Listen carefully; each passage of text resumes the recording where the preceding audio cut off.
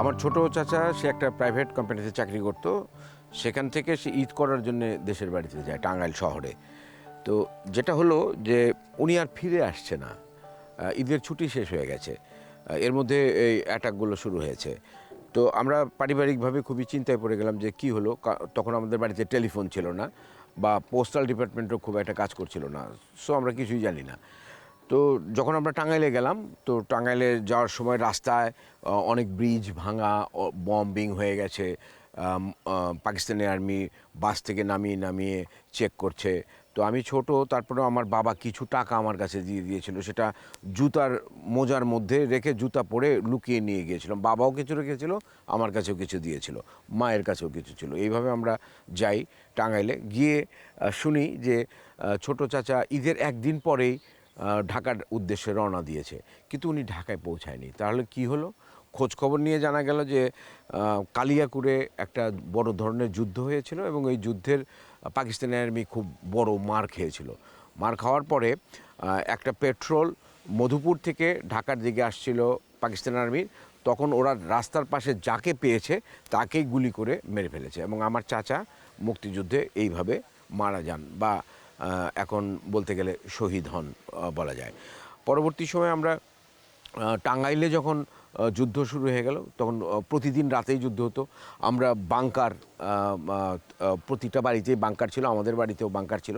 আমরা বাংকারে রাতে ঘুমাতাম। এটা ডিসেম্বরের গল্প? এটা ডিসেম্বরের গল্প, টাঙ্গাইলের কথা বলছি। তো আমি আমার বাবা দুজন একসাথে ঘুমাতাম, আমার মা আমার বোনরা আরেক জায়গায় ঘুমাতো ওই ট্রেঞ্জের ভেতরেই।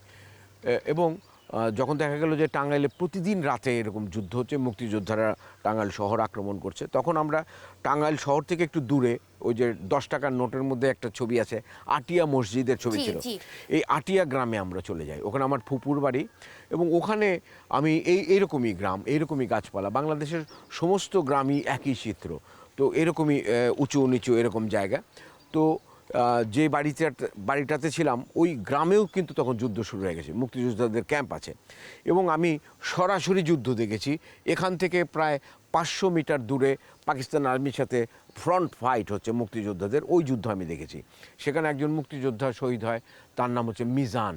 মিজান নামে একজন মুক্তিযোদ্ধা শহীদ, আমার এখনও মনে আছে।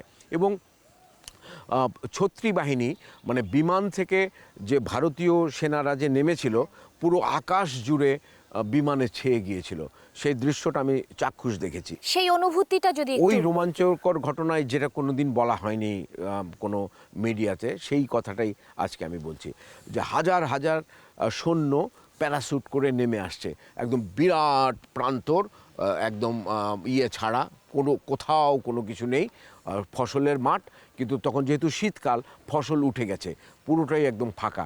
ওর মধ্যে হাজার হাজার সৈন্য ছোট ছোট কামান আর তাদের বন্দুক নিয়ে ওই প্যারাশুট করে নেমে আসছে এবং পুরো আকাশ ছেয়ে গেছে সেই ইয়েগুলোতে, প্যারাশুটে। এবং প্লেন এসছে 300-400-র উপরে, একদম পুরো এইরকম করে দাঁড়িয়ে আছে প্লেনগুলো এবং সবাই নেমে নেমে আসছে। ওই দৃশ্য আমি নিজের চোখে দেখেছি। তার দুদিন পরে টাঙ্গাইল স্বাধীন হয়ে যায়, 12 তারিখে বোধহয় টাঙ্গাইল স্বাধীন হয় এবং আমরা টাঙ্গাইলে ফিরে আসি।